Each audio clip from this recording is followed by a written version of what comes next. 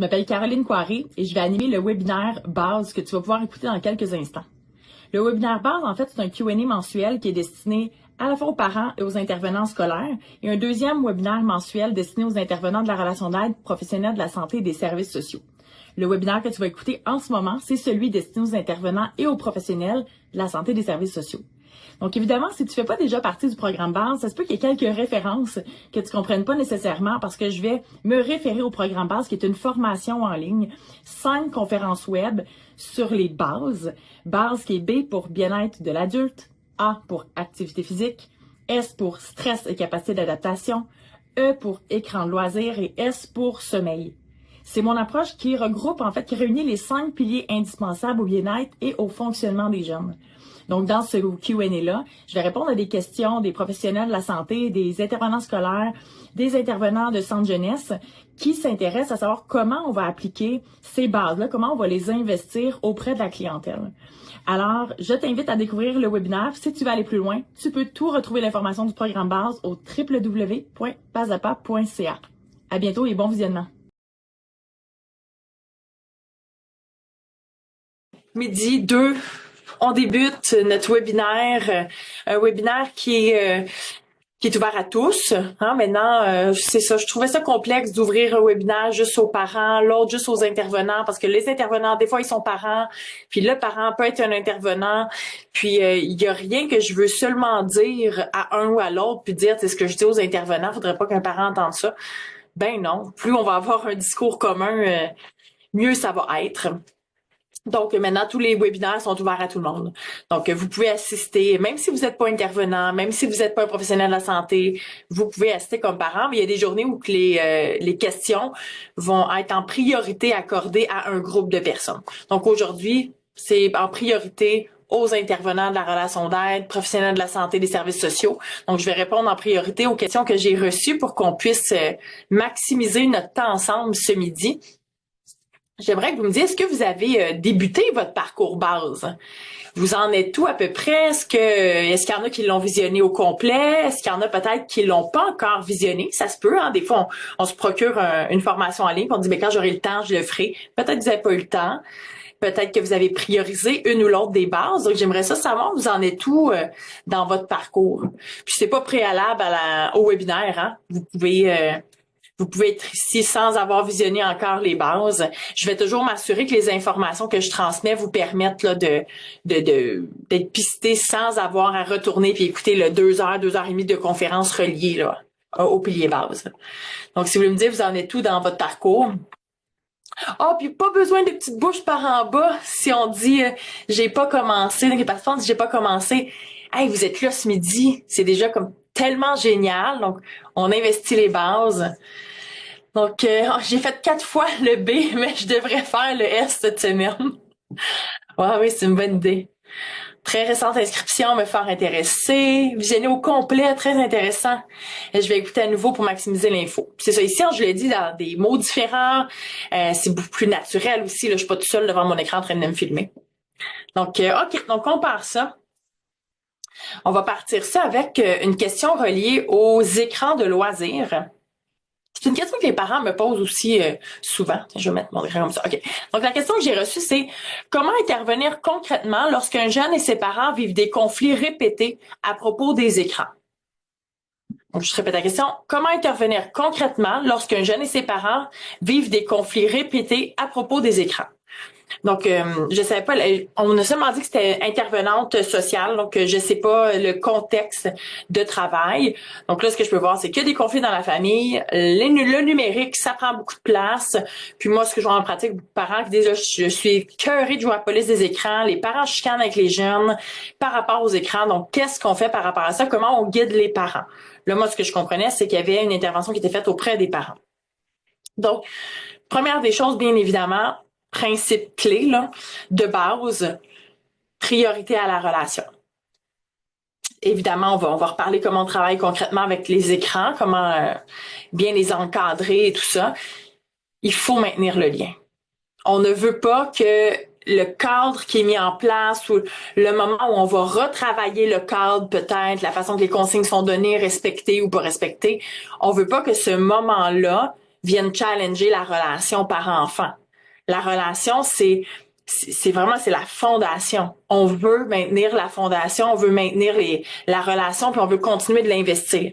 Ça devient dur d'investir la relation quand on est tout le temps en train de chicaner.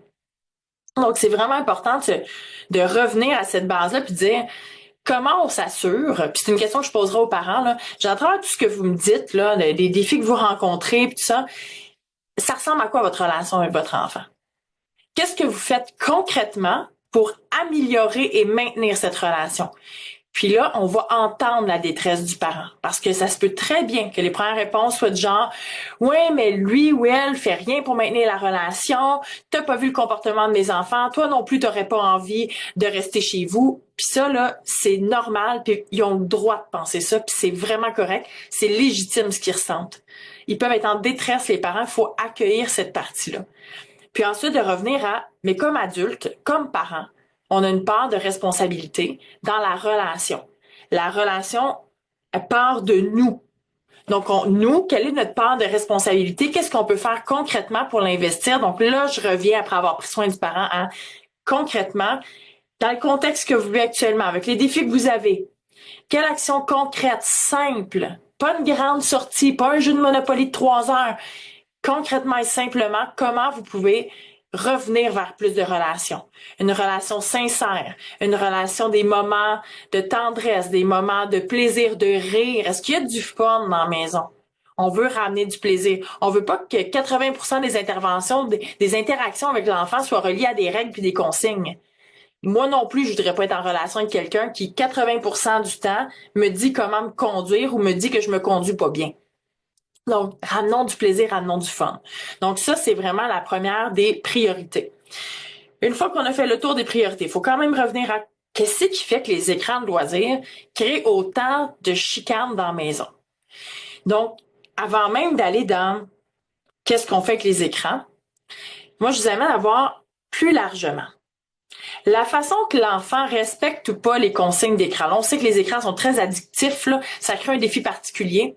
Mais généralement, ce que moi j'ai observé dans ma pratique, puis j'ai pas de littérature scientifique là-dessus, là, c'est vraiment mes 18 ans comme intervenante sociale, c'est que quand les parents ont un défi particulier avec des consignes reliées à, mettons, les écrans, ben, ils ont aussi des défis dans les consignes, dans les autres sphères de vie. Genre, à quelle heure tu reviens du parc? Est-ce que tu respectes ton heure d'entrée? Est-ce que tu respectes, je te demande de desservir la table, est-ce que tu le fais avec nous? Je te demande de faire ta chambre en fin de semaine, est-ce que c'est fait? Je te demande, peu importe. Donc, généralement, ce que j'observe, c'est quand il y a des défis, ils jouent tout le temps à la police des écrans, ils n'écoutent pas les consignes, ils ne respectent pas les règles au niveau des écrans, ben, des fois, ça se propage dans différentes autres sphères de vie que les écrans. Ça touche d'autres choses aussi. Donc, avant même d'aller recadrer les écrans, on va travailler comment on aborde les consignes. Comment le parent se sent lorsqu'il met en place des consignes? Est-ce que c'est clair et défini dans la maison quelles sont les règles? Et des fois, on pense que, puis c'est jamais mal intentionné, là. Le parent pense qu'il y a des règles dans sa maison, puis il dit, ben oui, il y en a des règles, puis tout le monde les connaît. Puis quand on questionne le jeune, il est comme, ben, on me dit de pas trop être longtemps ces écrans, de me coucher à une heure raisonnable, de pas sortir trop tard, de bien manger, pas trop de cochonneries. C'est tous des concepts très vagues. Puis il y a beaucoup de si tu respectes pas ça, voici la conséquence qu'il va y avoir et de conséquences qui sont pas mises en place, des conséquences qui sont annoncées qui ne sont pas finalement données, beaucoup d'évitement de conséquences, genre se sont annoncées, là, si t'arrêtes pas, il va y avoir telle conséquence. Et on voit que dans les conséquences, il y a le retrait des écrans.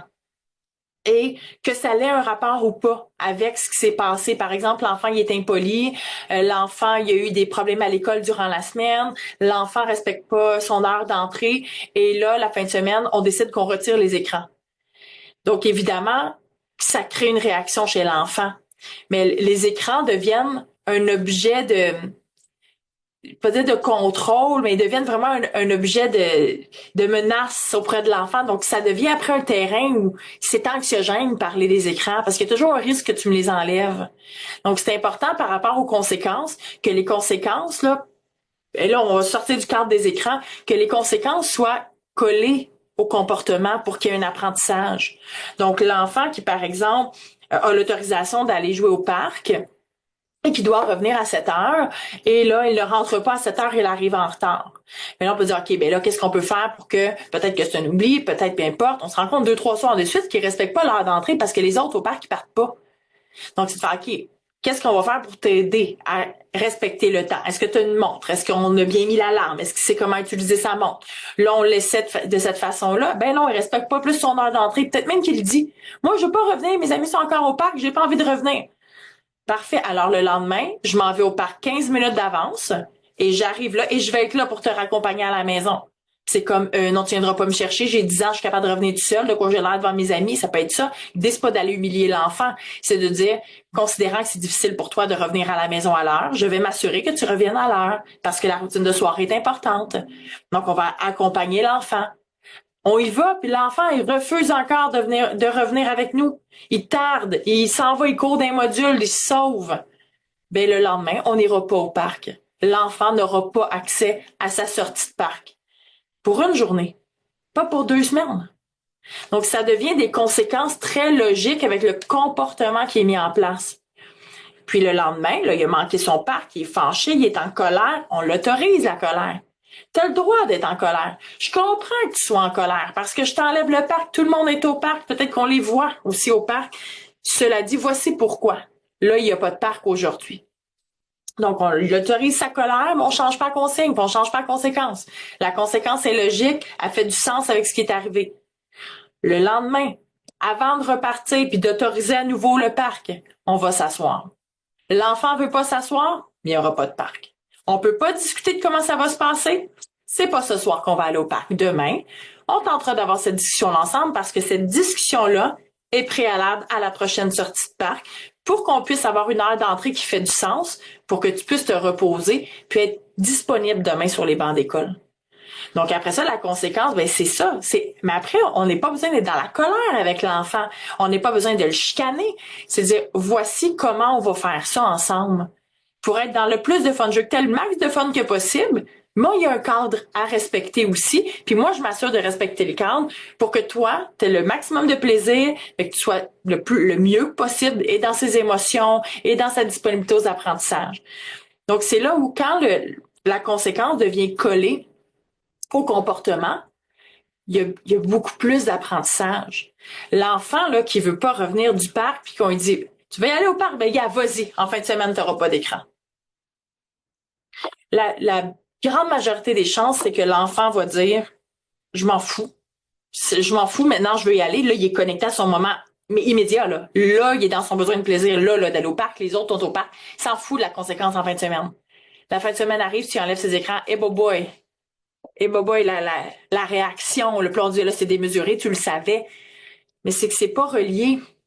Donc là, c'est un grand sentiment d'injustice qui s'installe parce qu'il n'y a pas de sens. Puis dans la perte de sens, il y a de la colère, parce que la colère est là pour rétablir les limites. C'est comme te piler sur mes frontières. Il n'y a pas de sens à ce que tu es en train de faire. Donc par la colère, je vais essayer de rétablir mes frontières. Donc là, on a une grosse expression de colère, parfois dans l'agressivité, qui est pas adéquate, là, si on va le recadrer. Mais tout ça pour dire, si je reviens à gestion des écrans qui est problématique dans la maison, bien souvent, avant d'aller s'attaquer à la gestion des écrans avec les parents, on va d'abord revenir sur quelles sont les bases des consignes dans la maison, puis du respect des consignes.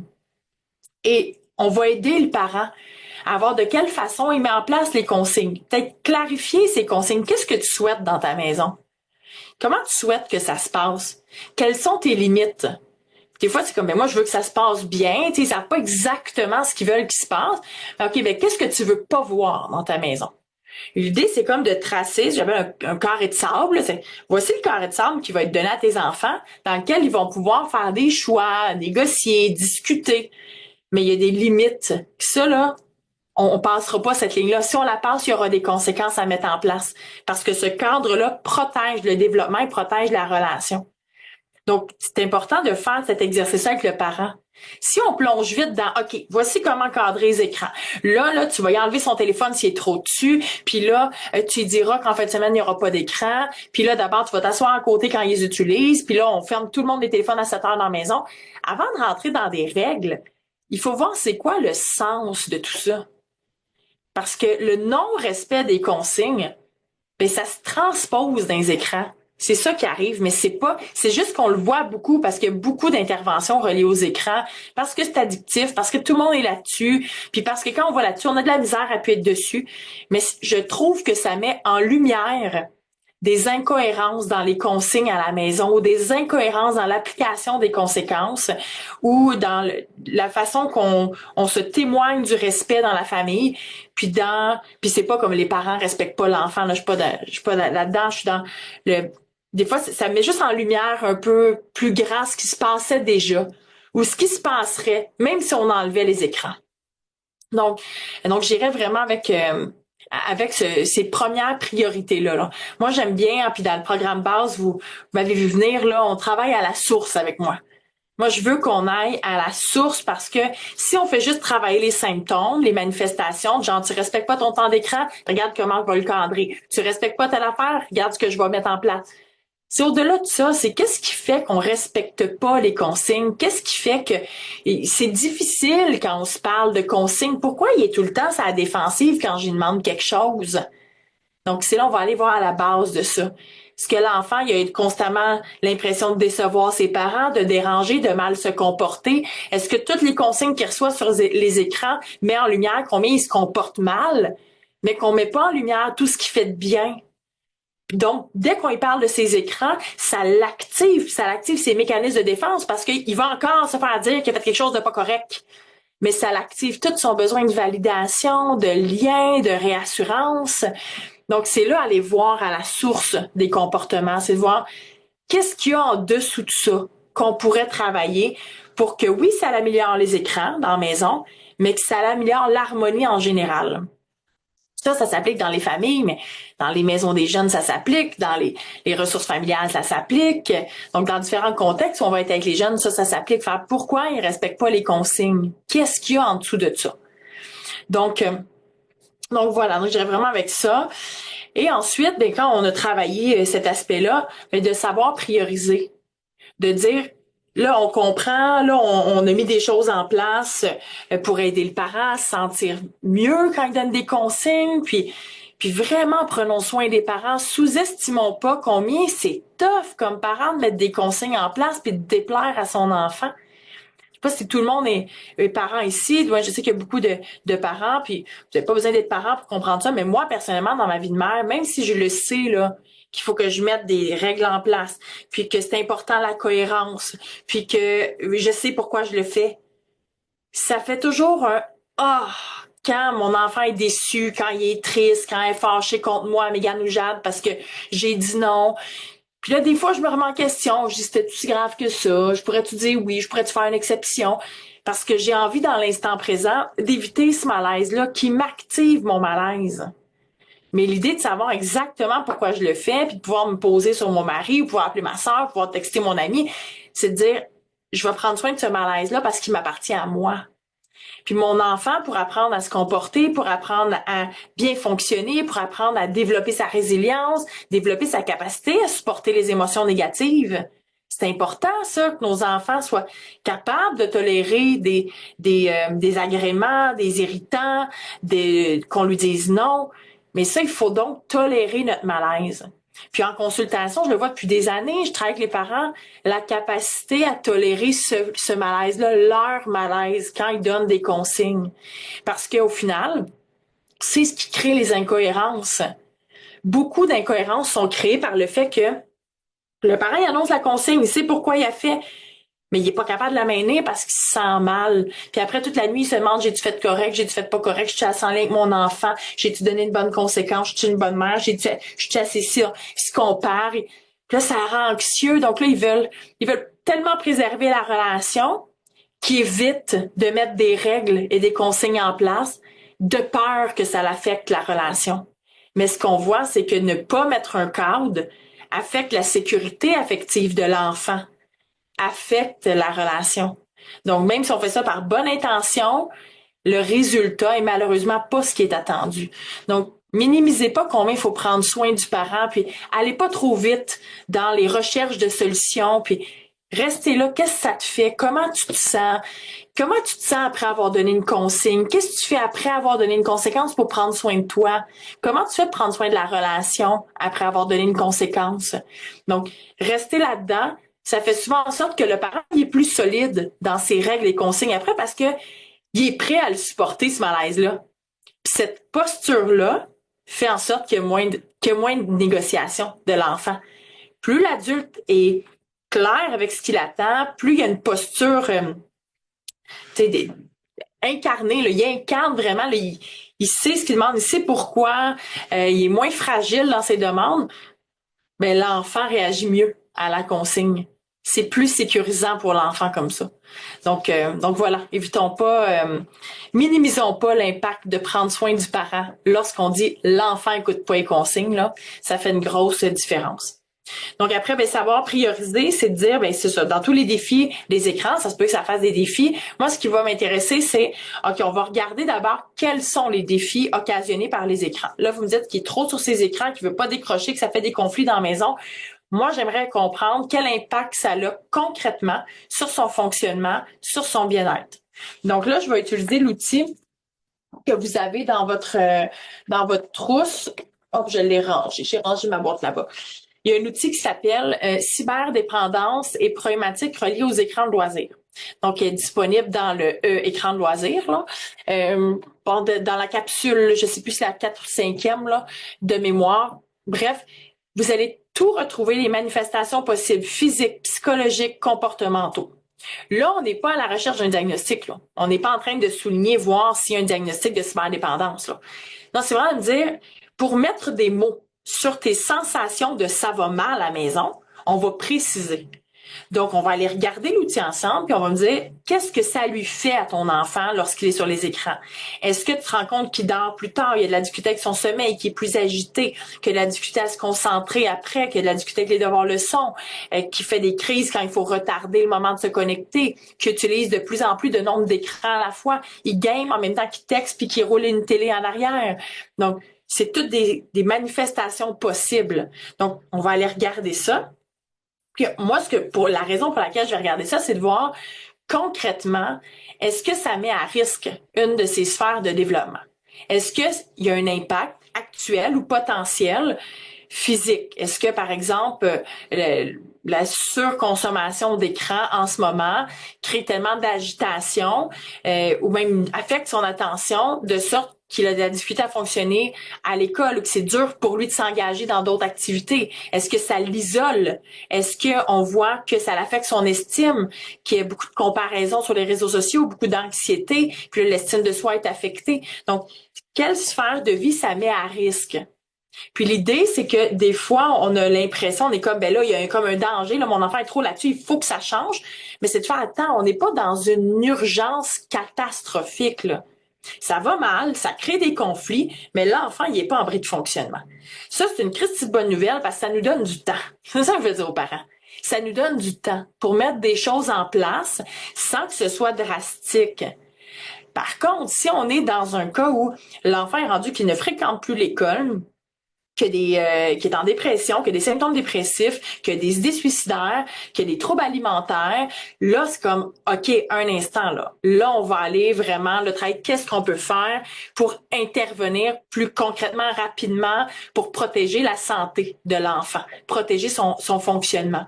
Donc là, ça va venir avec plus d'encadrement, parce qu'on va jumeler d'autres professionnels avec nous aussi pour soutenir la famille. On va soutenir beaucoup les parents. On va faire un plan super clair de ce qu'on met en place.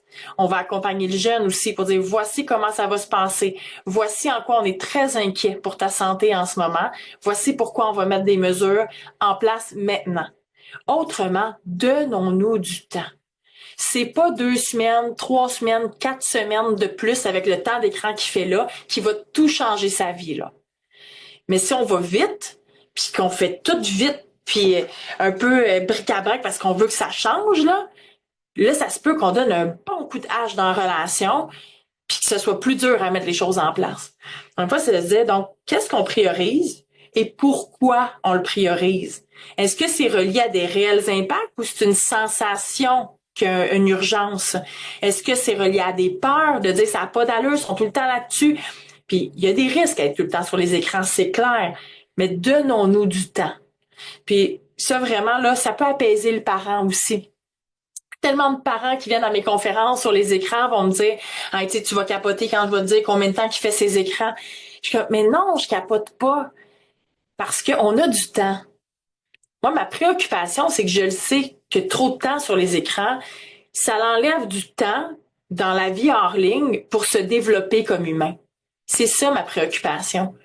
Mais après ça, je veux dire, je te juge pas comme parent. Je trouve pas que ton enfant, il a pas de sens. C'est un appareil qui est de loin plus fort que nous autres, là. C'est cette conception-là numérique est de loin, elle nous dépasse, là. Donc, je juge pas personne, je trouve pas personne épouvantable. C'est juste comme, OK, moi, je vous enseigne le mieux de ce que je connais. Puis après, on fait de notre mieux. Donc, apaiser le parent. Qu'est-ce qu'on va faire? On va y aller une étape à la fois. On va prendre soin de toi à mesure. Puis on voit que déjà là, la relation se rétablit davantage avec l'enfant. On peut inclure l'enfant aussi, dire, voici les préoccupations de tes parents. Toi, qu'est-ce que tu en penses de ton utilisation des écrans? Toi, qu'est-ce que tu suggères là? Parce que, est-ce que tu aimes ça, là, ce qui se passe dans la maison? Là, en ce moment, peut-être qu'ils chicanent beaucoup avec les parents, il y a des tensions. Toi, tu te sens comment par rapport à ça? L'enfant non plus, il aime pas ça. Il est écœuré de se faire chicaner tout le temps, de se chicaner avec les parents. Comment tu te sens par rapport à ça? Tu suggères quoi, toi? Donner la parole à l'enfant. Puis quand on fait des rencontres comme ça, c'est important de préparer ces rencontres-là, de préparer le parent pour pas que ça devienne un procès à l'enfant. Là, on n'est pas là pour dire, tu suggères quoi? Puis à chaque fois qu'il suggère quelque chose, on y rentre dedans. Ben oui, tu suggères ça, mais toi, tu ne respectes pas. Puis là, tu me demandes de faire ça, mais toi, est-ce que tu le fais quand je te le demande? On peut rentrer dans cette colère-là quand on est épuisé. Mais c'est de dire, on va protéger, nous, comme intervenants, on va la protéger de la rencontre pour pas que ça se passe.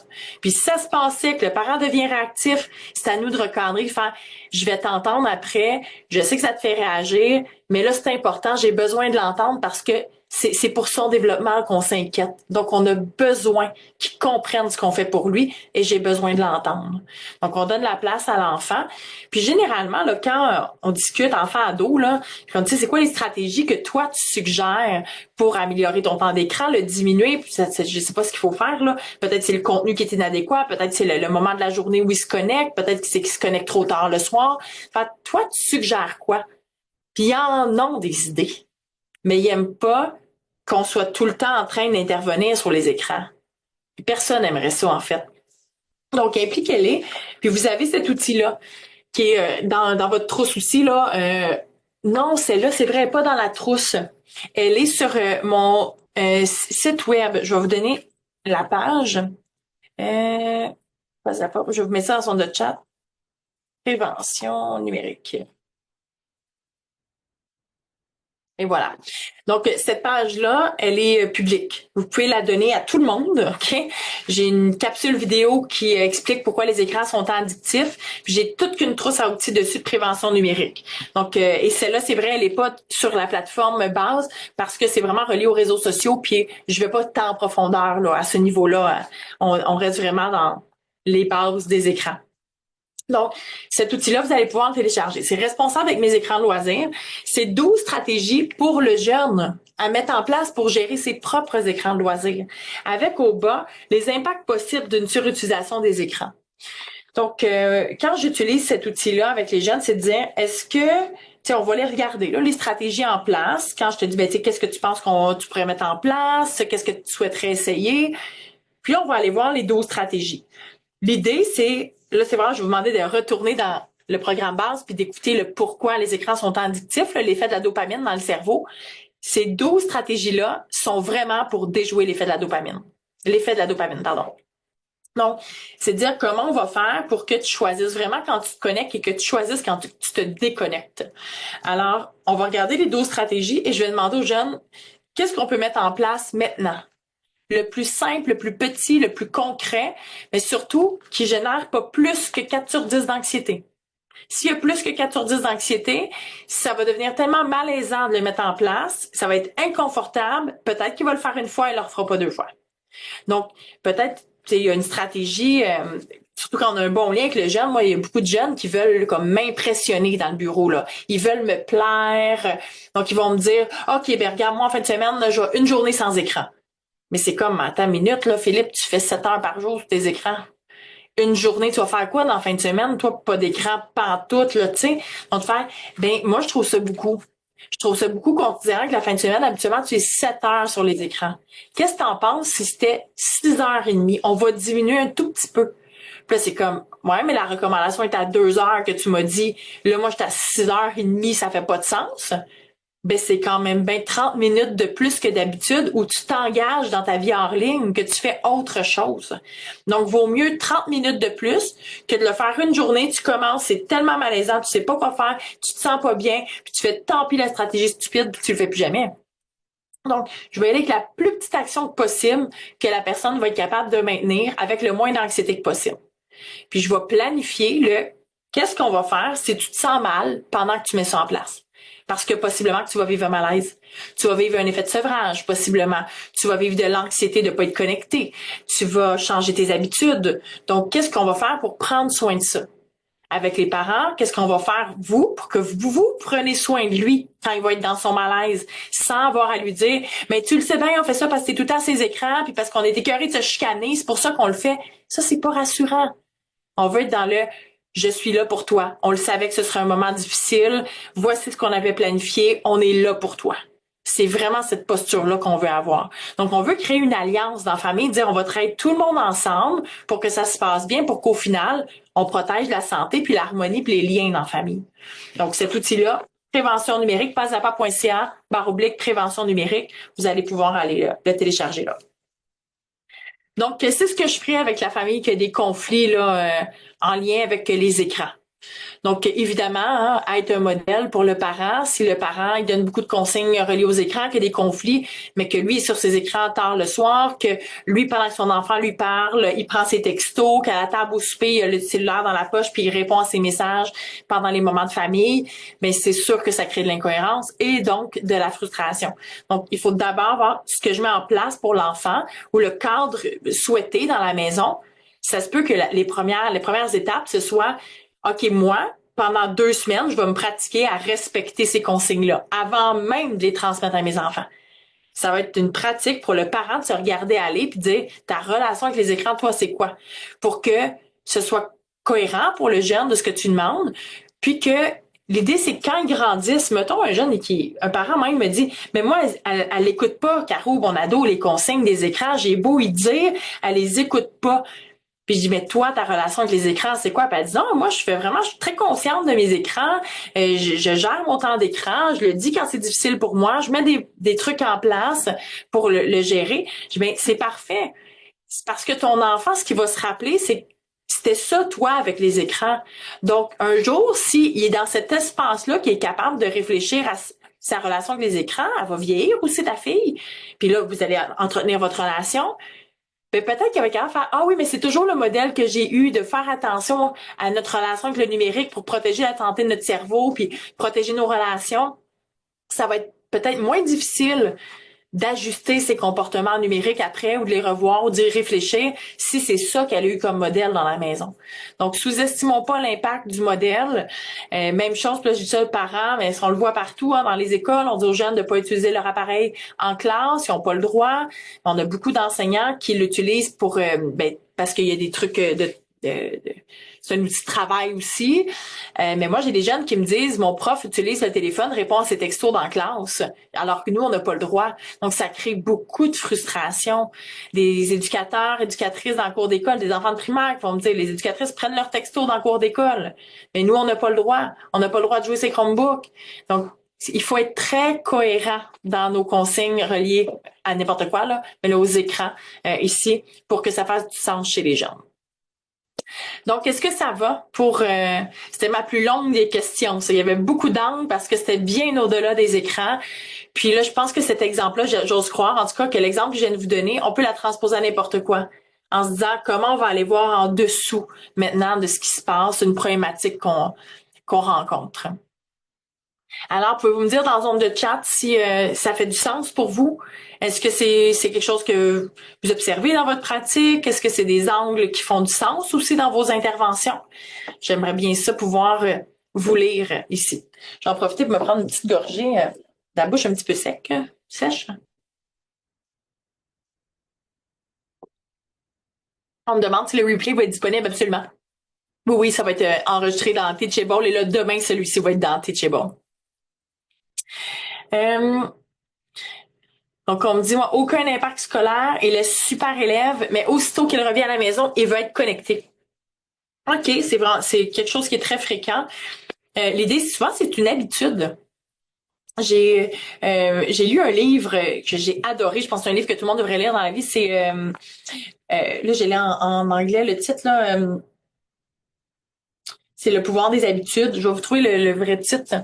Euh, c'est qu'il y a beaucoup d'actions qu'on pose au quotidien qu'on ne pense pas, qu'on réfléchit pas. C'est le pouvoir des habitudes. C'est de ce livre-là que j'ai eu l'idée de faire l'outil sur l'environnement, le voir sont où nos écrans dans la maison. Est-ce que c'est à l'endroit? Est-ce que de voir cet écran-là va activer notre envie, notre dopamine, notre envie d'aller sur les écrans? Donc, ça part de la lecture de ce livre-là. Et les enfants qui reviennent de l'école, lorsque c'est une habitude que dès que je rentre à la maison, je m'en vais sur les écrans, ben cette même habitude-là pourrait exister avec plein d'autres choses. J'arrive à la maison, je n'importe quoi, là, je rentre dans l'armoire puis je mange des biscuits.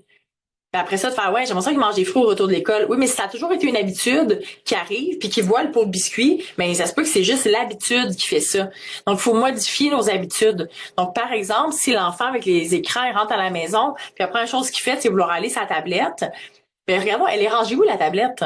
Est-ce que ça l'attire son œil tout de suite, il la voit, puis on dit non, non, on fait autre chose. Mais il voit la tablette, il voit la console de jeu dans le salon, il voit notre téléphone traîner sur le comptoir. Donc, il y a plein d'indices de renforcement reliés aux écrans. Donc, chaque fois qu'on voit un indice de renforcement, qu'on voit un appareil, ou qu'on voit, c'est quelque chose ça nous tente, puis ça fait sécréter beaucoup de dopamine, ça l'oriente nos comportements vers la recherche de ce plaisir-là. Donc, si mon téléphone est sur le coin de la table, puis je veux pas l'utiliser, faut pas que je le laisse là. Parce que inconsciemment, je vais l'utiliser. Donc, c'est de voir le pouvoir de nos habitudes, c'est de voir avant de dire qu'on va changer les consignes, on va parler à l'enfant, notre environnement ressemble à quoi? Puis comment on peut modifier les habitudes? Créer une habitude où quand on revient de l'école, ça pourrait être de passer par la cour où il y a la corde à sauter, il y a son vélo, il y a, je sais pas là. C'est de voir comment on peut changer la routine pour que l'habitude soit simplement autrement. Parce qu'on fait juste retirer quelque chose. Je rentre à la maison, je fais de la tablette. Là, je fais juste dire pas de tablette. Par quoi je le remplace? C'est pas mon habitude, donc je vais avoir de la résistance. Surtout que cet appareil-là me fait générer beaucoup de dopamine. Genre beaucoup de résistance. Je veux accéder à ça. Surtout si j'ai vécu de l'anxiété dans la journée. Sans être problématique à l'école, être à l'école génère du stress. Il y a beaucoup de mouvements, beaucoup d'adaptation, beaucoup de moments de concentration, beaucoup de moments où je dois pas bouger, beaucoup de monde, beaucoup de bruit, beaucoup de lumière. Ça surcharge le système nerveux. Donc après, il arrive à la maison, c'est comme je veux ma dopamine. OK, mais est-ce qu'on peut faire autrement? Donc, prendre soin de décharger son petit ballon quand il arrive à la maison, comment on peut prendre soin de lui, relationnellement, idéalement, puis de voir comment on change l'habitude par autre chose, puis qu'on pratique cette habitude-là. Une habitude se change en environ 3 semaines. Ça veut dire qu'il faut se laisser du temps. C'est pas parce que ça fait 3 jours qu'on le fait. Enfin, là, c'est bien fatigant, ça fait 3 jours, même tu devrais le savoir. Là, il y a de la résistance, c'est tannant. C'est long à changer des habitudes. C'est long à mettre en place, puis ça s'enlève de même. C'est ça qui est fatigant. On s'habitue, c'est long à s'habituer, puis on se déshabitue vite. Donc voilà, donc je sais pas si ça peut, j'espère que ça peut pister un petit peu. Donc on dit tellement et fort utile tous ces angles, tout est dans tout, comme on dit. OK, chaque situation est un amalgame de facteurs dont il faut prendre soin. Absolument. Donc voilà pour cette question. Une autre question, je vais défiler ici. OK, celle-là va être répondue plus rapidement. C'était ma plus longue là, qu'on vient de faire ici. OK, quel ajustement simple peut-on suggérer pour préserver un bon rythme de sommeil malgré la luminosité extérieure?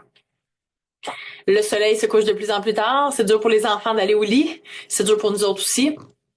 Donc, qu'est-ce qu'on fait pour protéger la qualité de sommeil? La qualité, c'est autant le temps, la profondeur du sommeil, la qualité du sommeil, est-ce qu'on se réveille ou pas dans la nuit, que la durée. aussi. Donc, on veut préserver la qualité du sommeil. Comment on fait avec la lumière du jour qui s'étire? Moi, il est venu un temps où j'ai dit à mes filles, là, ça passe moins ce message-là, mais je leur disais, ben le soleil, il est plus vieux que toi, mais il se couche plus tard, là, tu sais. Mais là, mes filles ont 6 et 9, puis sont comme, pourquoi les autres enfants jouent dans la rue, puis nous autres, faut aller se coucher, là? On est dans ces questionnements-là. Donc, ben d'une part, expliquons aux enfants pourquoi le sommeil est important. Puis après ça, ben c'est pas magique, hein, c'est pas parce qu'on explique aux enfants pourquoi le sommeil est important, puis tout ça, qu'ils vont dire ben t'as bien raison, moi, je n'ai plus envie d'aller au parc le soir et de m'amuser, je préfère de loin dormir et être disponible demain à l'école. Non, c'est juste que quand c'est dans notre discours, puis que ça fait partie des priorités à la maison, que tout le monde se repose, que le sommeil est prioritaire, ben il y a peut-être un peu moins de résistance qui s'opère à ce niveau-là. Mais concrètement, ce qu'on va faire. Donc, premièrement, c'est une recommandation que je vous fais, qui est vraiment pas à prendre à la légère, quelque chose que j'observe énormément. Je travaille avec plusieurs médecins de famille, ils vont me dire que oui, c'est ce qu'on observe, puis les pharmaciens aussi. On voit qu'il y a plusieurs jeunes parents qui vont se tourner vers la mélatonine lorsque le soleil se couche plus tard. Donc, c'est vendu en tablette, en vente libre. Donc, ça laisse croire qu'il n'y a pas d'impact parce que c'est en vente libre. Cela dit, c'est faux. Là, aujourd'hui, je donnerai pas un grand cours sur la mélatonine, là. Faites des recherches. C'est contre-indiqué de donner ça sur une base régulière, surtout durant les phases de développement et surtout à la puberté, de maintenir une mélatonine sur base continue. Il y a des impacts aussi sur la santé, donc on ne veut pas administrer de la mélatonine alors que le corps, il est déjà capable d'en produire. Minimalement, quand on va donner de la mélatonine, on veut que ce soit encadré par un médecin et par un pharmacien. Donc, si vous devez pour X raisons donner de la mélatonine, ce qui va souvent arriver, plus souvent, du moins arriver chez les enfants qui prennent la médication reliée au TDAH. Donc, on voit que la molécule du TDAH va faire effet plus tard le soir et va retarder l'endormissement, puis la modification du cycle éveil-sommeil. Donc, c'est possible que là, le pharmacien ou le médecin de famille va dire, on va recourir à la mélatonine pour aider le cycle à s'enclencher, le cycle de sommeil.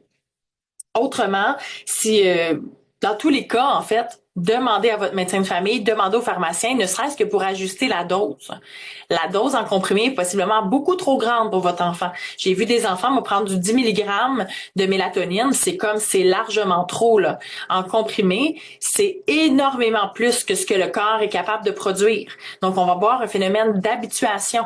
On va voir aussi le corps, plus tu lui donnes quelque chose, c'est facile, tu lui donnes, puis en plus tu lui donnes en plus grande quantité que ce qu'il produit déjà, mais lorsque tu vas arrêter de le donner, ça se peut que ça ait des effets aussi, que ça nuise au sommeil. Donc, toujours consulter un professionnel si vous voulez recourir à la mélatonine.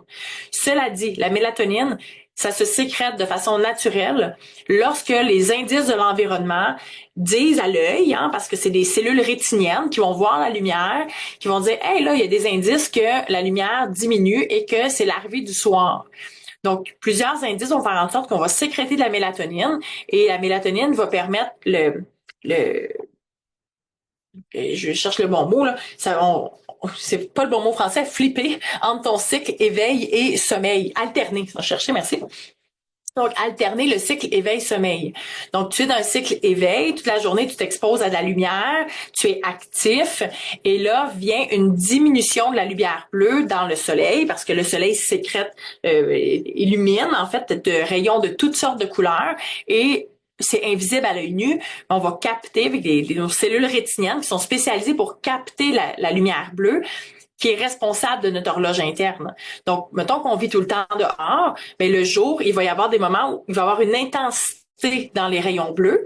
Donc, ça va activer notre cycle éveil et plus la soirée arrive, moins il va y avoir de lumière bleue qui va être diffusée par le soleil et ça, notre œil va le capter et ça va favoriser la sécrétion de la mélatonine, éventuellement l'alternance du cycle éveil vers le cycle sommeil. Le gros problème du mode de vie qu'on a en ce moment, c'est qu'on illumine énormément nos maisons. On vit dans la maison jusqu'à l'heure de se coucher comme si c'était le jour. Il y a des lumières allumées partout, les ampoules d'ailes, les télévisions, ils sécrètent de la lumière bleue. Donc, pour l'œil, c'est de se dire, c'est encore la journée, ce n'est pas le temps d'alterner le cycle éveil-sommeil. Donc, si on dit, OK, comment on fait alors dans le contexte où le soleil se couche plus tard pour favoriser un sommeil qui est le mieux possible? Puis sans en faire non plus une catastrophe, c'est normal qu'on va s'endormir un petit peu plus tard, mais il y a quand même des choses très concrètes qu'on peut mettre en place avant de recourir à la mélatonine. Puis l'idée avec les familles, c'est pas un non, tu ne prends pas de mélatonine. De toute façon, je ne suis pas médecin, je ne suis pas pharmacienne, donc aucune prescription dans ce sens-là. Je veux dire plutôt avant de recourir à la mélatonine, ce qu'on va faire, c'est s'assurer que l'environnement est favorable à ce que le corps soit capable de sécréter la mélatonine. Excusez-moi, je suis en train de m'étouffer.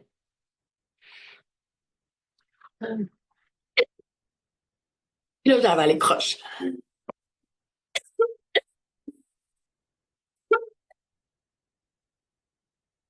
Je vais retrouver mon souffle. Excusez-moi. Hum,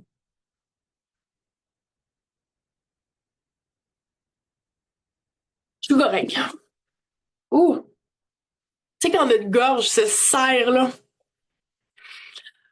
Hum. Bon, c'est en train de revenir. J'avais vraiment la gorge complètement serrée. Bon, merci, désolée. Je vais prendre, j'ai vu qu'il y avait une main levée, je vais pouvoir la prendre dans quelques instants. Je vais juste finaliser au niveau des stratégies pour le soleil. Excusez, ma voix va revenir tout doucement. On dit que vous pouvez prendre votre respiration des fois. C'est vrai, j'ai comme cette urgence-là de vous en donner le plus que possible là, durant l'heure de dîner. C'est ça que j'ai. C'est vrai, j'ai eu une urgence. Merci, Mélanie. Je vais respirer. Parce que je trouve ça tellement beau que vous ayez pris du temps sur votre heure de dîner pour investir les bases. C'est vrai que je me sens dans l'urgence de vous offrir le plus de contenu de qualité que possible, que vous repartiez avec plein d'affaires. Mais c'est vrai que prendre le temps de respirer, ça m'aiderait peut-être. Donc, cela dit, j'espère que ça vous est utile, les webinaires comme ça, puis que ça vous donne des pistes concrètes là, en plus du programme en ligne. Donc, dans les stratégies concrètes pour libérer de la mélatonine de façon naturelle, puis alterner le cycle éveil-sommeil, donc, tamiser la lumière avant que le soleil se couche. On va tamiser quand le soleil est couché. Donc, j'ai vraiment, puis ça, c'est vraiment, là, je vais vous dire ce que je fais dans ma propre maison, là, pour que les enfants dorment, puis moi aussi. Je me couche très tôt.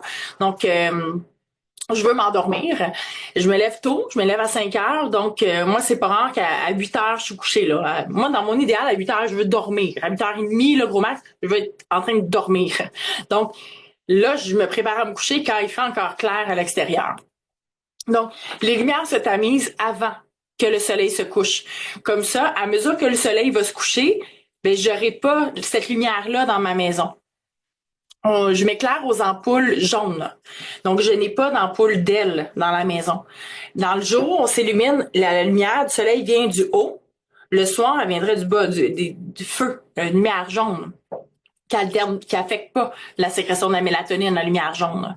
Donc moi, le soir, je vais changer mes lumières. Mes lumières ont deux fonctions. Fonction jour, fonction mode nuit. Le mode nuit, il est jaune. Donc le soir, avant que le soleil se couche, je change mes lumières, ça devient des lumières jaunes. On s'éclaire avec des ampoules, des lampes de table, de chevet. Puis aucune lumière qui vient du haut, idéalement. Donc ça permet déjà d'envoyer des indices dans la maison qu'il n'y a plus de lumière bleue. Donc, ça va favoriser déjà un petit peu. Si on peut des rideaux, idéalement, qui vont couper la lumière, mais d'aller passer du temps à l'extérieur. Ça, là, puis c'est dès le matin qu'on prépare la nuit. Ça a l'air bizarre dit de même, là. On veut très rapidement le matin aller s'exposer à la lumière du jour pour sortir de notre cycle sommeil et alterner vers notre cycle éveil. Ça va en plus aider à favoriser la sécrétion de la dopamine naturelle. Donc, on veut ça dans notre journée. Donc, le plus tôt possible, je sors dehors quelques minutes, aller regarder, là, pas obligé de regarder le soleil dans les yeux, là, mais d'aller regarder le soleil qui se lève ou qui est levé, ça va favoriser ce changement-là. Donc, les gens qui disent, j'ai de la misère, moi, à me réveiller le matin, on a de la misère à s'enclencher dans la journée, à s'engager dans la journée, sors un petit peu à l'extérieur, aller voir la lumière du jour. Quand je dis oui, mais moi je la vois, je dois faire une ride en auto. On voit que les vitres diminue en fait les rayons. Donc, ça minimise en fait. Donc, idéalement, je vais pas de lunettes, moi. OK? Je vais pas me couper avec une vitre. Je vais pas le regarder à travers une vitre. Je vais sortir à l'extérieur pour être en contact avec cette lumière-là. Mais le soir aussi, ça veut dire dans la journée, je vais aller passer du temps à l'extérieur. L'idée, c'est d'aller dire, hey, voici le nombre de rayons bleus. On va le dire demain, c'est comme ça que je l'ai dit aux jeunes, c'est va comme tester le nombre de rayons bleus qu'il y a dehors, ça va dire à ton cerveau comment se comporter. Parce que à midi, il y a beaucoup plus de rayons bleus qu'à 18h30. Donc, va lui donner cet indice-là en allant dehors un petit peu. Parce que si t'es juste dans ta maison illuminé aux ampoules d'aile, là, lui, il pense qu'il est midi. C'est pas l'heure d'enclencher la routine de sommeil. Donc, sortez à l'extérieur, ça favorise énormément le sommeil. Donc, on tamise à l'intérieur les lumières. Pour les enfants, adolescents, on a envie d'aller jouer dehors, bien évidemment, les jeunes veulent jouer dehors, il fait beau, puis c'est le fun qu'elles jouent à l'extérieur, qu'on se garde quand même une période d'activité calme avant le dodo. Ce que j'observe beaucoup dans ce temps-ci de l'année, c'est que dans les difficultés à aller au lit, les parents vont faire rentrer les enfants, puis là, vite, vite, vite, là, on brosse les dents, on prend collation, on s'en va dans le lit, lecture de dos. Mais c'est comme 5 minutes avant, là, il faisait le singe sur le pont de singe, puis il glissait, puis il faisait le poteau de pompier, puis il courait dans la rue. Il était super actif physiquement, puis là, il doit être dans de la détente. Donc, il faut y avoir une transition.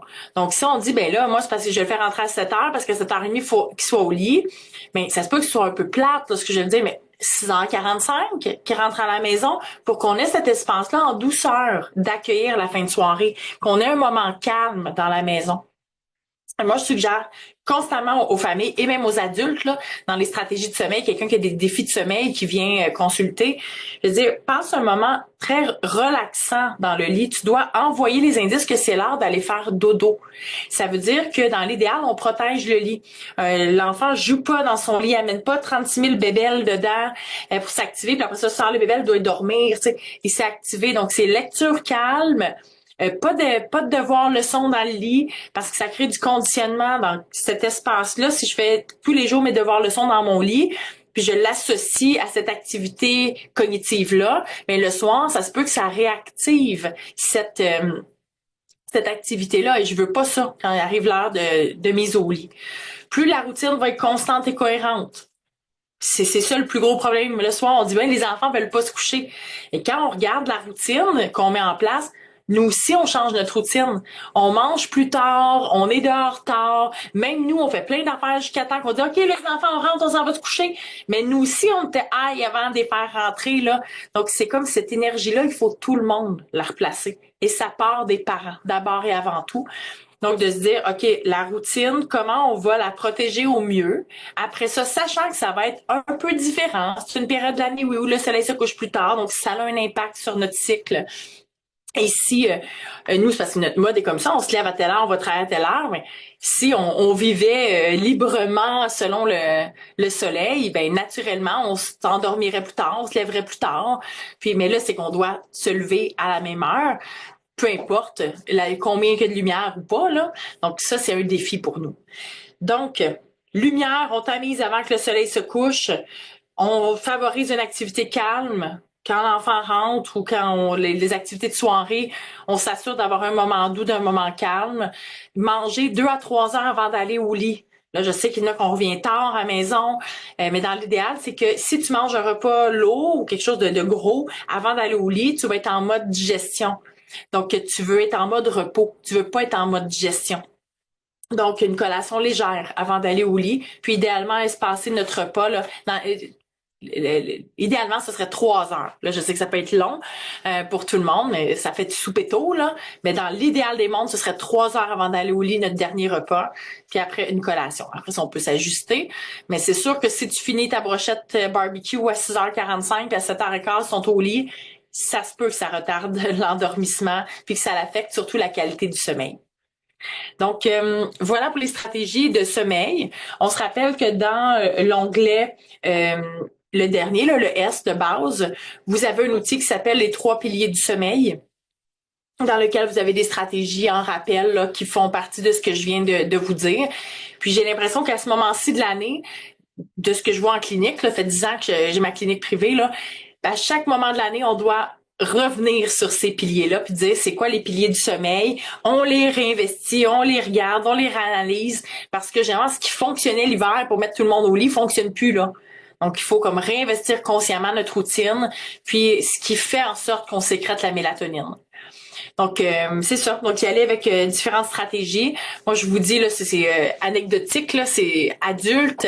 Moi, quand je vais au lit et il arrive qu'il fait pas encore noir, là, quand je vais... l'autre jour, je me suis couchée à 7h30 la semaine passée, puis je me suis dit, je me couche, puis même mes rideaux arrivent pas à garder ma chambre noire, là. Mais je dors avec un petit loup. Ouais. D'abord, pour le conditionnement, parce que c'est une action que je pose à tous les jours. C'est la dernière action que je pose avant de dormir. Ça donne une consigne très claire à mon cerveau. Quand tu places ton loup, c'est une activation vers le sommeil. C'est ça la consigne. Donc, j'éteins la lumière, cloup le petit loup et je me couche. Ça favorise énormément mon sommeil. Après ça, ben ça me coupe de la lumière. Je suis complètement dans le noir. Et la bonne nouvelle, c'est mon petit loup, et je me le strappe pas sur la tête, là, il tombe dans la nuit. Donc, le matin, dès que le soleil commence à se lever, qu'il y a un peu de luminosité, naturellement, j'y suis exposée. Donc, moi, je préfère avoir cette lumière-là qui commence à me réveiller le matin. Quoique des fois, je me réveille, ben là, à 5 heures, la lumière est pas encore là. Mais la fin de semaine, c'est la lumière qui va me réveiller. Mais la semaine, ben là, c'est mon alarme. Et c'est correct, mais je vais aller rapidement, soit ouvrir une lumière qui pour la luminothérapie. Donc, ça peut être ça. Si on se réveille avant le lever du jour et qu'on veut activer, alterner notre cycle sommeil-éveil, ça va être de s'exposer, de faire, par exemple, les lunchs des enfants. Je prépare mon café, puis j'ouvre cette lumière-là. Donc, c'est comme ça l'envoie des indices à mon cerveau que la journée est partie. Donc, je vais alterner mon cycle sommeil vers le cycle éveil. Puis dès que le soleil se lève, je m'en vais un petit peu à l'extérieur. Je vais voir le soleil. Puis là, mes filles sont comme, pourquoi faut que tu ouvres la porte? Je suis comme, parce que je vais aller voir le soleil. Je veux regarder le rayon. Je veux dire à mon corps que c'est l'heure de me réveiller.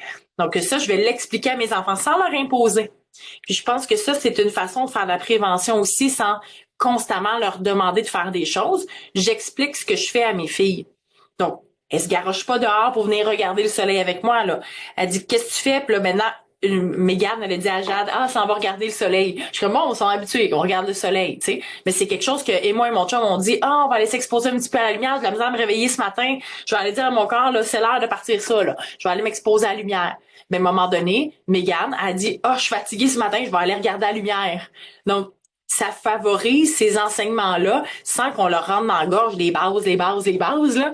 C'est que ce soit naturel puis que ce soit enseigné et connu. Voici comment on fonctionne, voici comment on peut s'aider à fonctionner de façon le plus optimale que possible pour s'engager dans nos journées avec le plus de fun que possible. Donc, voici pour le sommeil à l'heure, à cette période de l'année. Donc, est-ce que ça vous va pour ça, le sommeil dans une période où il y a plus de luminosité? Que ça fait du sens pour vous? Est-ce que vous, ça vous affecte, cette lumière-là? Est-ce que ça vous amène à vous endormir plus tard?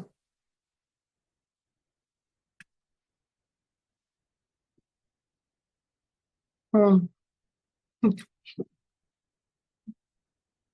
Je lis en même temps. Bon. Donc, on va lire ici. OK. Donc, est-ce que vous avez des questions? Jusqu'ici, là, moi, j'enfile les questions qui m'ont été envoyées, mais est-ce que vous avez des questions que vous aimeriez me partager? Moi, je vais être connectée jusqu'à 13h30. Ici, on est encore une bonne gang, c'est bien fun. Est-ce que ça va? Êtes-vous toujours là? Je vois vos noms qui sont là, mais si on n'interagit pas en zone de chat, je sais pas trop parce que je vous vois pas, hein. Donc, on dit OK, on est là, on est là. Donc, n'hésitez pas. Oui, envoyez-moi donc des pouces si vous êtes là. Moi, je vais vous voir comme ça. Un petit pouce. OK, des petits pouces, des petits cœurs. OK, on est ensemble. J'arrive pas à me coucher tôt parce que j'ai plein de choses à faire. Ouais. Ça, je dirais, c'est comment on va travailler notre propre sommeil, là. Là, je vous dirais, si c'est pas fait, allez revoir le B de bien-être de l'adulte. Comment on répartit les priorités, le temps, la gestion du temps, gestion de l'énergie, beaucoup.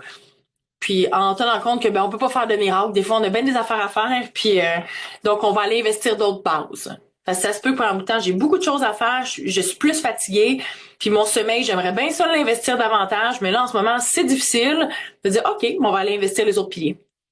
Prendre soin de moi, investir mon B de bien-être, bouger un petit peu plus dans la journée, limiter mes écrans de loisirs, faire attention à ma routine de sommeil, ne serait-ce que même si je me couche plus tard, je suis plus fatiguée, les 2, 3 actions que je pose avant d'aller au dodo pour dire à mon cerveau, hey là, c'est l'heure de dormir. Ça, j'ai plus de rigueur là-dessus. Donc, ça va favoriser peut-être un peu plus d'énergie. En dit, oui, c'est pour gagner du temps le matin. Il faut pour épurer. OK, donc ici, lumière du soir, pas trop impliquante car je suis plus couche tard naturellement. Mais celle du matin est super utile. Je dois laisser les rideaux ouverts pour en bénéficier. Non seulement pour m'aider aussi avoir un réveil agréable et naturel. Oui. Une autre question, comment couper la mélatonine d'un coup ou diminuer tranquillement en mettant en place les outils dont tu viens de parler? OK, donc je comprends. Si la personne prend de la mélatonine, d'abord, consultez en votre professionnel, consultez votre pharmacien. Donc, peut-être que des façons vont leur diminuer la quantité de mélatonine qui est administrée. Mais cela dit, investir l'environnement, là, comme si vous preniez pas de mélatonine, là, investir ce qu'on vient de se dire, ça peut drôlement améliorer la qualité de sommeil. Donc, effectivement, c'est possible que le professionnel y aille par diminution de la quantité parce qu'il y a un phénomène d'habituation. Donc, c'est possible qu'on y aille comme ça.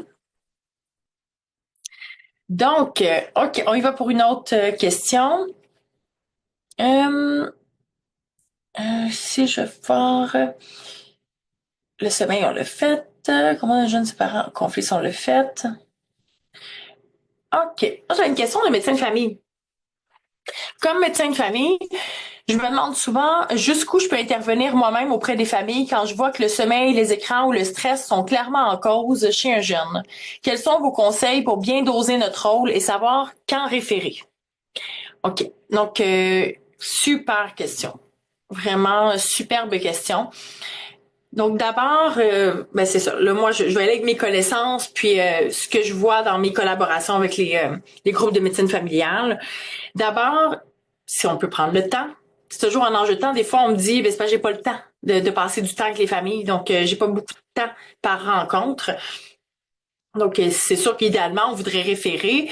L'enjeu que les médecins de famille vont me dire, c'est on veut bien référer, il y a des listes d'attente partout.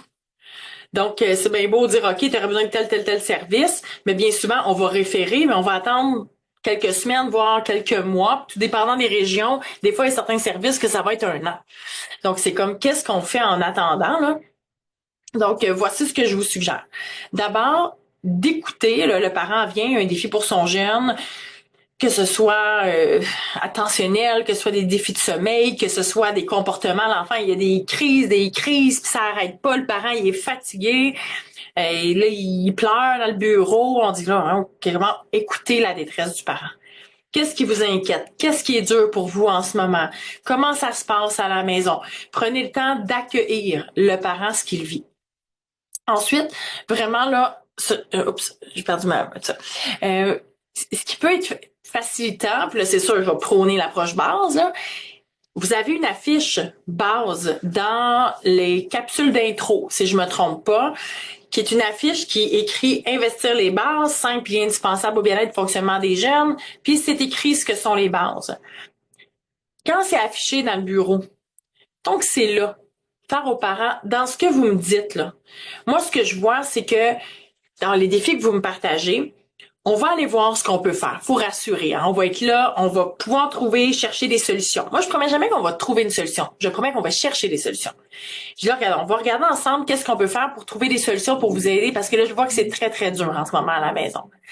Ce qu'on sait, c'est que avant de mettre des choses en place, c'est toujours une bonne idée d'aller investir les bases. Ça fait en sorte que des fois on a moins d'interventions à mettre en place ou des fois il y a des très bonnes interventions qu'on va mettre en place pour aider mettons Samuel, mais que si les bases sont pas assez investies ou pas bien investies ou qu'il y a des difficultés au niveau des bases, ça va faire en sorte que même si vous mettez toute votre énergie dans l'intervention et la stratégie qu'on va avoir trouvée ensemble, ça se peut que ça fonctionne pas. Puis là, le risque, c'est que vous pensez que vous êtes pas bon, pas bonne pour le faire, ce qui est complètement faux, ou vous allez penser que Samuel, il veut pas, ce qui est complètement faux aussi. Donc, qu'est-ce que tu en penses si, avant de chercher des stratégies là pour gérer ce que tu me dis, qu'est-ce que tu en penses si on fait juste un petit 5 minutes pour aller regarder c'est quoi les bases ensemble? Moi, j'aime bien l'accrocher ou avoir un visuel. Là, ici, moi, c'est plus une cachette, là, que moi, je fais ça les bases. Donc, c'est pas grave que moi, je sorte mon outil du bureau. J'ai vu avec le temps que quand je cherchais un outil trop loin, surtout s'il faut que je le cherche longtemps, les parents font comme calvaire, je dois être le seul au monde à vivre ça, moi, pour que faut qu'elle cherche longtemps de même trouver son outil pour moi. Tandis que quand la fiche est là, c'est comme ça concerne tout le monde, ça. Donc, régulièrement, avec mes patients, on regarde ça. Ça fait partie de la santé globale. Puis moi, comme médecin, c'est une priorité, ça, l'hygiène de vie. Donc, on va aller le regarder ensemble. La fiche est là. On peut regarder, voici ce que sont les bases. Bien-être de l'adulte, activité physique, là, on les nomme. Voici ce que c'est, tu sais. Avant même de commencer à faire de l'enseignement, moi, ce que je vais les laisser regarder. On va regarder la fiche, puis ça. J'ai pris soin du parent. Ça te dit quoi, toi? Avant de dire, là, tu regarde ce qu'on peut faire sur les écrans, regarde ce qu'on peut faire sur le sommeil, savais-tu les risques que t'as si il dort pas assez, puis là, tu me dis qu'il se concentre pas, il y a un lien avec le sommeil. Avant de rentrer là-dedans, je veux surtout pas les bombarder d'infos. Je vais lui montrer la fiche. Je vais dire, t'en penses quoi, toi? Puis très souvent, quand c'est pas menaçant, qu'on n'est pas dans, tu sais, on n'a pas l'air d'avoir jugé, puis je le dis aux parents, moi, là, je te partage ce qui est le mieux. Moi aussi, je travaille mes bases. C'est pas tout le temps facile. Il y a des moments où je les investis moins bien que d'autres. Mais ce que je te partage le mieux que ce que je connais.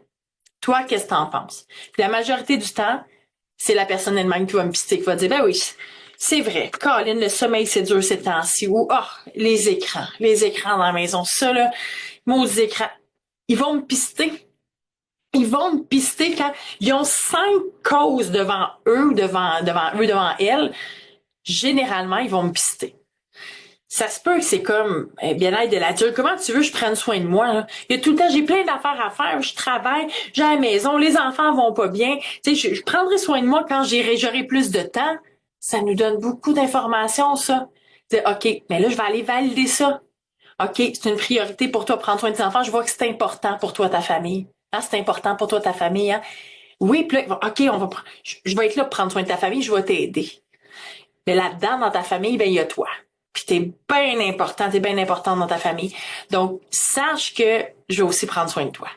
Parce que j'ai besoin qu'on prenne soin de toi pour que toi, tu puisses prendre soin de ta famille. Parce que dans ce que tu me dis, là, t'as vraiment beaucoup d'affaires à ses épaules. Moi, quand je t'entends, je serais fatiguée. Cette validation-là aux parents, là, souvent, ce qu'on me dit, c'est ça fait du bien de me le faire dire. Parce que j'ai l'impression que tout le monde est capable de le faire sauf moi. Ben non, c'est juste que personne le dit. C'est pas ça qu'on parle à la table de dîner.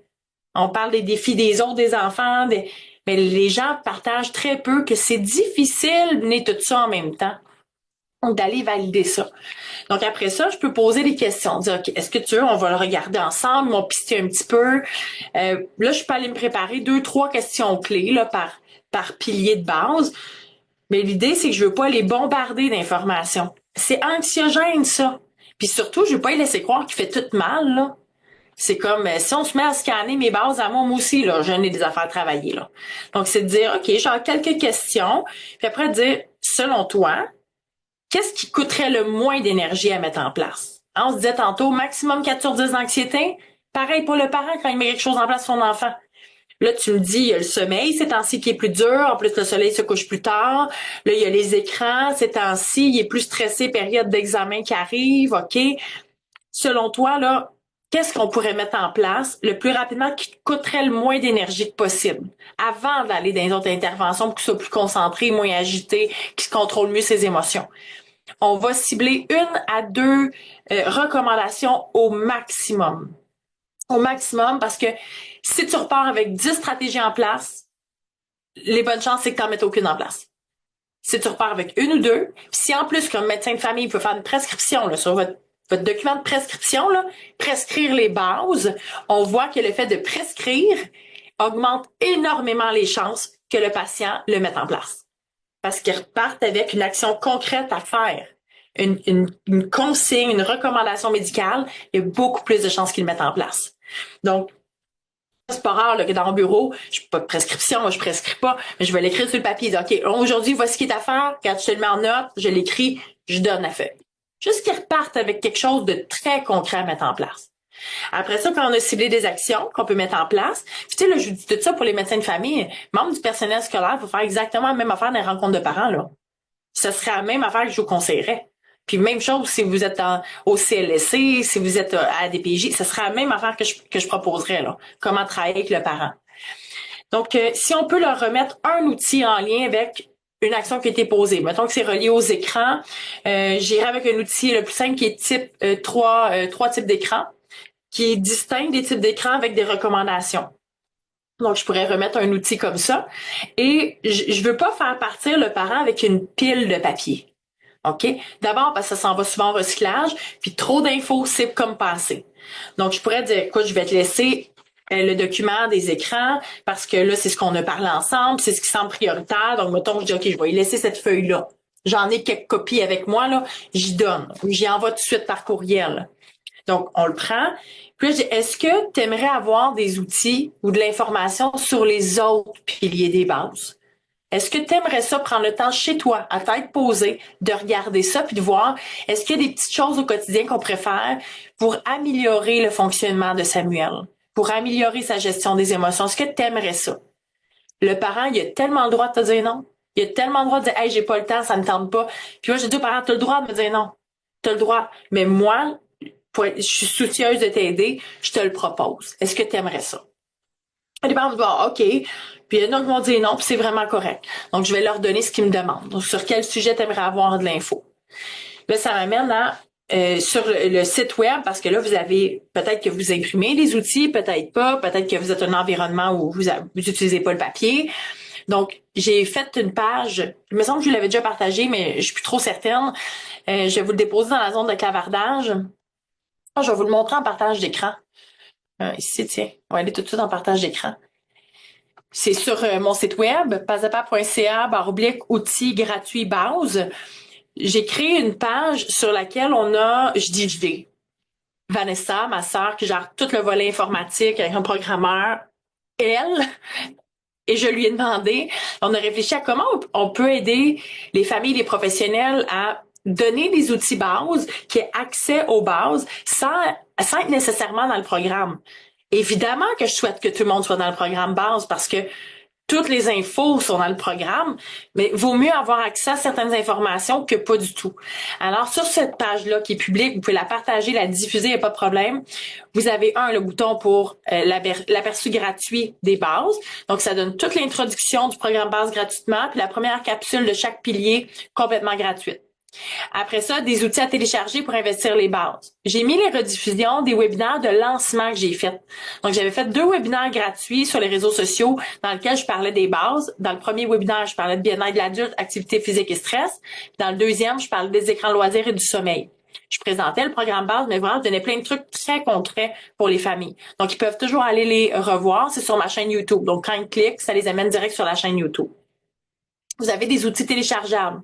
Soit que tu cliques ici pour télécharger toute la trousse à outils, ou soit que tu vas choisir l'outil qui te permet d'investir un des piliers bases. Donc, la personne pourra aller choisir ce qu'elle a besoin pour elle dans le moment où elle vous consulte. Ici au bas, s'ils veulent découvrir le programme base, ou si c'est une école qui dit, moi, je vais abonner mon école, je vais abonner les parents et les membres du personnel scolaire, je vais abonner mon organisme, je vais abonner mon équipe de travail, bien là, ils auront le bouton pour le faire s'ils le souhaitent. Mais minimalement, là, moi, je souhaite que les gens aient accès aux connaissances reliées aux bases. Enfin, t'as pas besoin de tout maîtriser, mais juste de savoir que c'est tellement important, ton hygiène de vie, pour ton fonctionnement global, pour ta santé, puis pour faire en sorte que ce que tu vas mettre en place comme intervention, que ça te donne des chances que ça fonctionne. Donc, vous pouvez partager ça avec vos patients. Je parle pour le médecin de famille, mais pour tout le monde ici, là, vous pouvez partager cette page-là avec les parents de votre école, votre organisme, en OCLSC, les patients que vous rencontrez.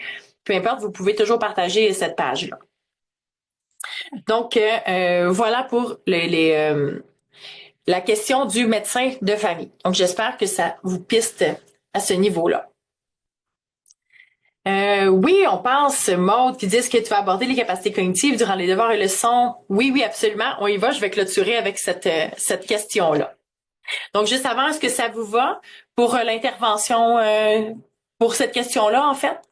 Est-ce que ça vous donne des pistes pour savoir comment les aborder avec les patients ou les parents que vous rencontrez? Puis je dis les parents, mais l'adulte là que vous rencontrez, B bien-être de l'adulte, moi quand je le transpose, c'est l'adulte avec lequel je travaille, ça va être B bonheur, là, ton bien-être, ton bonheur. Donc c'est les mêmes bases au final. Là. OK? Alors on y va pour, on va aborder la dernière question du jour pour notre webinaire. Je suis allée ici. OK, je cherche la question exacte. Euh, où es-tu? Question. Bon, je pense que je vais aller de mémoire parce que je ne le trouve pas dans mon document. Euh, OK, bref. La question originale, ben, je vais la reformuler, là. C'était comment faire pour maximiser les capacités cognitives de l'enfant. Capacité cognitive, c'est toutes les fonctions exécutives. Attention, concentration, mémorisation, organisation, planification. Ça, on en a besoin quand on fait du scolaire. On en a besoin pour travailler. On en a besoin pour fonctionner. Résolution de problèmes. Capacité à collaborer ou c'est trouver des solutions en équipe. Toutes des capacités cognitives et l'attention en fait partie. Comment on fait durant les périodes de devoirs et leçons pour maximiser la disponibilité des capacités cognitives de l'enfant, de l'adolescent, pour qu'il puisse faire ses devoirs et ses leçons le soir ou la fin de semaine.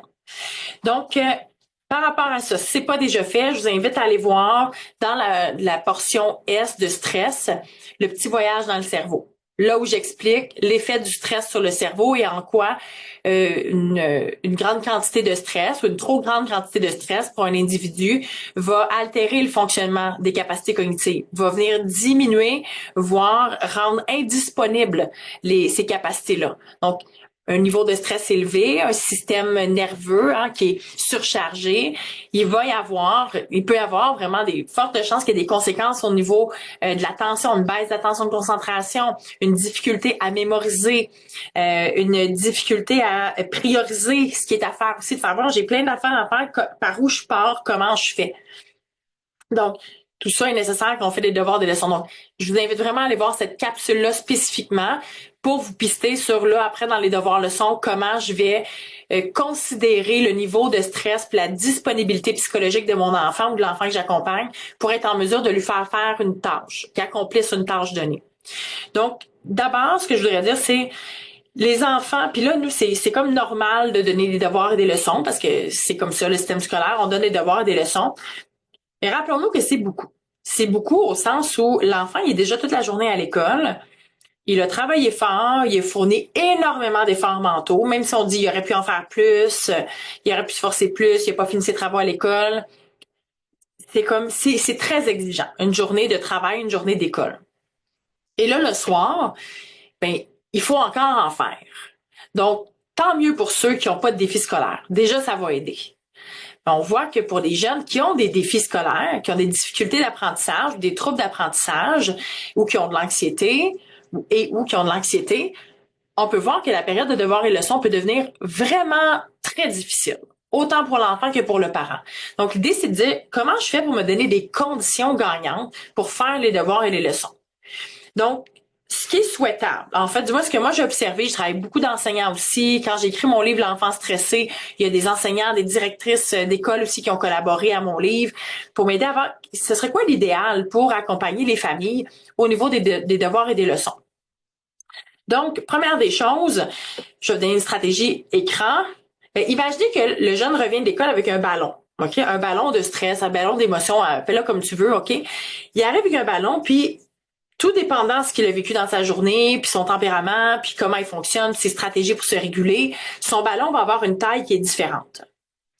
Donc, peut-être que le jeune n'a pas les mots pour nommer comment il se sent, mais généralement, l'image du ballon, il est capable de se le représenter. Même dans mon bureau, des fois, je vais faire l'exemple du ballon. Je vais gonfler un ballon, puis je vais expliquer dans la journée, il y a plein de choses qui gonflent ton ballon. Tu souffres tu t'es levé, t'as pas assez dormi, t'as pas le déjeuner que tu voulais, ton ami t'es pas là à l'école, un travail de français qui était difficile, t'as pas pu terminer telle chose, ça t'a stressé, t'avais peur de t'en retard. Nomme-les là. On gonfle le ballon. Puis là, ça, c'est le ballon avec lequel tu reviens à la maison. Puis ça, je fais l'exercice avec un adulte aussi, juste vous le dire. Là. Je fais l'exercice du matin jusqu'à temps que tu reviennes du travail, là. C'est comme ça, c'est le ballon avec lequel tu rentres chez vous. Donc, est-ce que ce ballon-là, selon toi, la grosseur qu'il a, c'est une vraie question, là, à la grosseur qu'il a, est-ce que tu crois que tu es disponible quand tu arrives à la maison pour ce qu'il te reste à faire comme tâche? Donc, si tu as des devoirs, des leçons à faire, par exemple, on va revenir aux enfants, là, enfants ados. Donc, l'idée, c'est de dire, ton cerveau, plus ton ballon il est gonflé, ton ballon d'émotion est gonflé, plus c'est dur d'accéder à ton lobe frontal. Parce qu'il est surchargé au niveau du cerveau limbique, du cerveau reptilien. Il est surchargé, ton cerveau. Donc, tu es en mode de stress sympathique. Nous, on veut là diminuer ta charge de stress pour que tu aies le plus possible accès à ton lobe frontal. Donc, comment on fait pour diminuer la taille de ton ballon lorsque tu reviens à la maison? On sait déjà que les écrans, ça augmente la taille du ballon. Donc, si tu te reposes devant les écrans, malheureusement, ton corps se détend, mais ton système nerveux continue à se surcharger. Donc, ça ne rend pas disponible aux devoirs ou aux leçons après. Minimalement, si tu le fais, on va se donner avant les devoirs un bon 30 minutes, là. Au moins 30 minutes de buffer pour pas être en sevrage. Là, tu as eu des écrans super dopamine, puis là, ça redescend, puis en plus, on est dans de l'anxiété parce que le devoir est dur, puis ça te tente pas, puis t'es fatigué. Ça va être très dur. Avoir de la résistance, de l'évitement, tu vas attendre la dernière minute, tu vas saboter, tu vas le faire vite, vite, t'en débarrasser, puis là, ça va devenir plus long finalement. Donc, de dire comment on diminue. Bouger, c'est la meilleure chose qu'on peut faire au retour de l'école, au retour du travail. Aller bouger, vider le ballon de stress. Puis quand on va bouger, on va faire de l'activité physique, on va s'oxygéner le cerveau. S'oxygéner, ça favorise les fonctions cognitives. Puis, le cerveau, il a besoin d'être oxygéné. J'ai lu, là, c'est fascinant comme donnée. Notre cerveau, il représente 3% du poids du corps, puis il consomme 20% de l'énergie. Ça, c'est complètement fou. Le cerveau a besoin d'être oxygéné, là. Il est responsable de 20% de l'énergie totale du corps. Dans notre tête, on a 650 kilomètres de vaisseaux sanguins. Complètement fou, c'est énorme, 650 kilomètres de vaisseaux sanguins. Il faut qu'on l'oxygène. Plus on va l'oxygéner, mieux il va fonctionner. Donc, bouger, ça va permettre aussi d'améliorer les fonctions cognitives. Donc, on décharge le ballon. Si on peut prendre un moment calme pour se recentrer, quelque chose qui nous fait du bien, ça va vider notre ballon de stress. Après ça, c'est, si possible, dans l'idéal des mondes, les devoirs seraient faits la fin de semaine, dans les matinées, lorsque l'énergie est à notre maximum. Notre attention est à notre max, on a dormi, on est reposé, on est dans notre environnement dans lequel on est bien. Ça va favoriser aussi la capacité à faire ses devoirs de façon concentrée, organisée, trouver des solutions. En fin de journée, une résolution mathématique, si déjà tu as des problèmes, des difficultés d'apprentissage, des difficultés en mathématiques, ça se peut que ce soit tough puis que fait. Mais voyons, la stratégie, c'est n'importe quoi, là. Mais de la même façon que nous, des fois, on réfléchit à nos problèmes le soir, puis les solutions que tu trouves le soir, c'est n'importe quoi. Quand tu te lèves le matin, t'es comme, ah, OK, je sais quoi faire avec ça. Puis la veille, c'était une catastrophe, c'était fini, là. Il y avait rien à faire. Donc, ça fait la même chose aussi aux enfants. Donc, on va organiser la période de devoirs et leçons. Dans l'environnement, il y a des choses à faire aussi. Ça veut dire, limite tes sources de distraction. Déjà, on sait, le cortex, là, il travaille fort pour rester connecté, là. Il travaille fort pour fournir ses efforts. Enlever les tablettes, enlever les cellulaires, enlever le matériel qui est pas nécessaire. Des fois, l'enfant fait le devoir à table ou sur son bureau de travail dans sa chambre, puis il y a un paquet d'affaires autour. Il y a une assiette qui traîne, il y a le verre d'eau à côté, il y a un jouet, il y a son slinky à côté, il y a ses romans, c'est comme il y a un paquet de trucs qui captent ton attention puis qui fait hey, ça serait bien plus fun que ce qu'on est en train de faire. Donc on va épurer, on va garder seulement ce qui est nécessaire comme matériel pour exécuter la tâche qui est demandée. On peut y aller aussi, une autre stratégie qui fonctionne très bien par période de deep work. Ça, le cerveau fonctionne très bien. Du deep work, ce que ça veut dire, c'est investir consciemment et avec beaucoup d'énergie, une seule tâche à la fois. Donc, ça aussi, dans notre période de travail, j'en reparlerai d'un autre webinaire, c'est super efficace. Ça veut dire qu'on va se donner un temps où on fait juste une affaire à la fois, puis qu'à chaque fois, on ramène notre attention juste sur ça. Pour l'enfant qui est fatigué le soir, même l'ado, on peut dire, écoute, tu as un devoir de mathématiques, pour les 15 prochaines minutes, on ne fait que ça. Tu ranges tout le reste, tu fermes ton téléphone, tu fermes la télé. On ne fait que ça pendant 15 minutes et on met un timer. Dans 15 minutes, tu prendras une pause de 5 minutes. Tu iras t'oxygéner, tu iras prendre soin de toi, boire un verre d'eau, prendre une petite pause et on reviendra à la tâche. Quand on fait plusieurs choses en même temps, par exemple, tu es en train de faire ton travail, puis là, de ton roman. Ah, juste aller voir, je t'ai rendu à quelle page, il y a ça. Ah, la sœur pose une question. Oui, qu'est-ce qu'il y a? Il y a ça. Ah, j'ai oublié, j'ai pas mis ma bouteille d'eau dans mon sac. Hey, t'as pas défait ta boîte à lunch. OK, 2 secondes, j'y vais, puis je reviens finir mes devoirs. Chaque fois qu'on interfère, qu'on fait du multitâche, tu te sors de ta tâche pour aller faire quelque chose d'autre et tu reviens, ça prend 23 minutes et 15 secondes au cerveau à revenir concentré dans la tâche là où il était juste avant. Donc, ne serait-ce que de dire, je ne vais pas déranger l'enfant en lui demandant des choses. Je vais pas, fais juste prendre 2 minutes, là, va porter ton affaire là-bas, puis reviens après, finir tes devoirs. À chaque fois, ça l'altère la capacité à revenir dans sa tâche. Donc, on va se donner des périodes de deep work. Pour l'enfant, on va y aller par des 15-20 minutes. Pour l'adulte, en période de travail, si j'ai de la rédaction à faire, de la création à faire, je vais tout fermer, mes notifications, tous mes onglets d'ordinateur, ferme mes courriels, éteins mon cell, enlève tout ce que j'ai pas besoin, puis je vais me chronométrer, je vais dire, mettons, il est 1h30 jusqu'à 3h30, je travaille sur cette tâche-là, uniquement cette tâche-là. Je réponds pas au courriel en même temps, je fais pas d'autres affaires, une seule chose à la fois, je donne toutes les capacités à mon cerveau d'exécuter la tâche au mieux possible. Donc, ça peut se transposer aux jeunes. On peut leur enseigner à faire ça en leur expliquant avec les jeunes, je vais utiliser le pointeur laser. Donc, je dis à l'enfant, puis des fois, une petite technique d'impact, j'apporte un pointeur laser, puis je dis, là, ça, c'est, mettons, ta feuille, c'est la tâche que tu dois faire. Là, je pointe sur la feuille. Je dis, OK, là, ton attention est dessus, tu es en train de faire tes devoirs. Là, pouf, tu penses à ce que tu as fait dans le cours d'école. Ton travail, c'est pas de dire, faut pas que j'y pense. C'est de dire, OK, c'était le fun, mais là, regarde, pendant 12 minutes encore, c'est ici que je mets l'attention. Ah, puis là, je suis repartie là. OK, oui, c'est dur à être concentré. Pouf, je me ramène là. Plus on va travailler consciemment à prendre conscience quand notre pointeur laser s'en va, puis rediriger l'attention, plus on va être capable de focusser. C'est une habileté qui s'entraîne. Ça fait partie des capacités cognitives, ça s'entraîne. Alors, aux enfants, on va pratiquer notre pointeur laser cette semaine. Je vais leur donner des tâches, des exercices, des jeux où je vais dire, on va pratiquer ton pointeur laser. Puis on va ramener le pointeur par coup de 5-10 minutes pour le pratiquer. Ça peut être dans un jeu, une lecture, je vais me pratiquer à lire. Puis pendant ma lecture, je pratique mon pointeur laser. Je vais lire 10 minutes en pratiquant mon pointeur laser. Des fois, je vais leur en laisser un, petite bébelle du Dollarama, là, pour qu'ils le mettent à côté d'eux, pour se rappeler.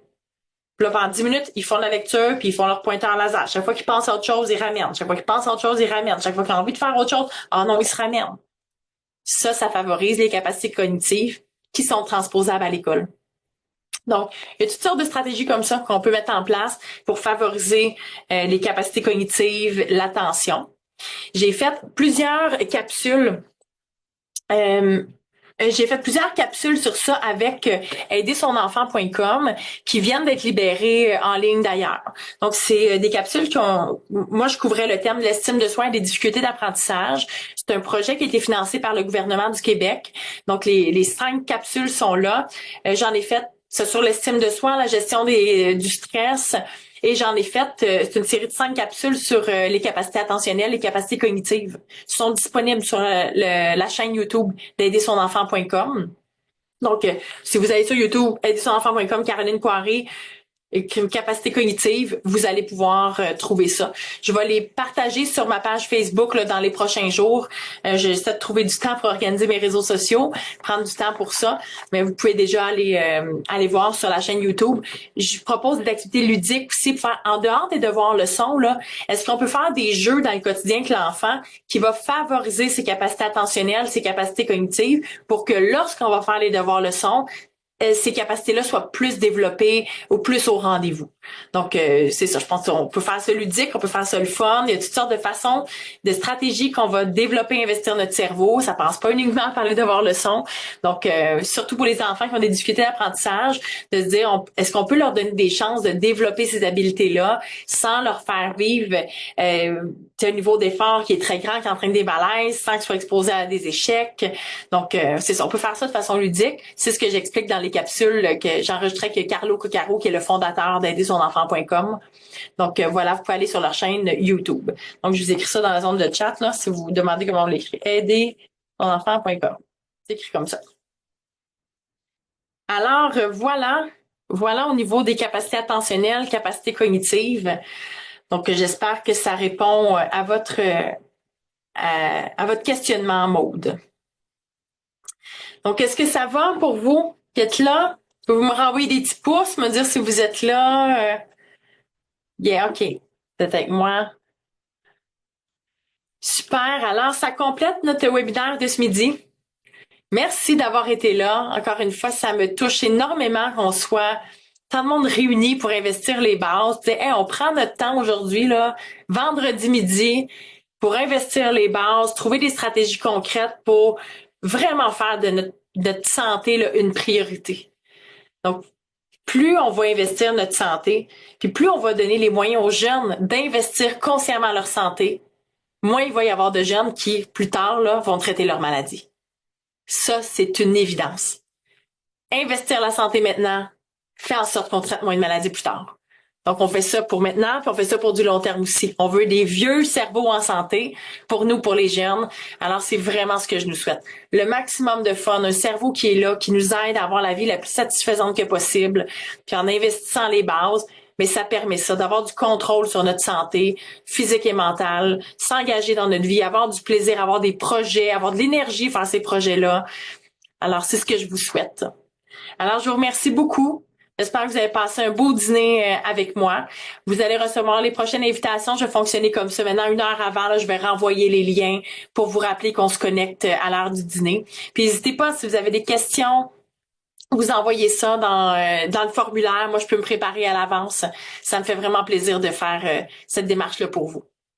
Alors, je vous souhaite une bonne fin de journée tout le monde. On se retrouve bientôt. Puis la rediffusion va être dans notre Teachable très bientôt, d'ici 24 heures environ. À bientôt tout le monde. Bonne fin de journée. Salut.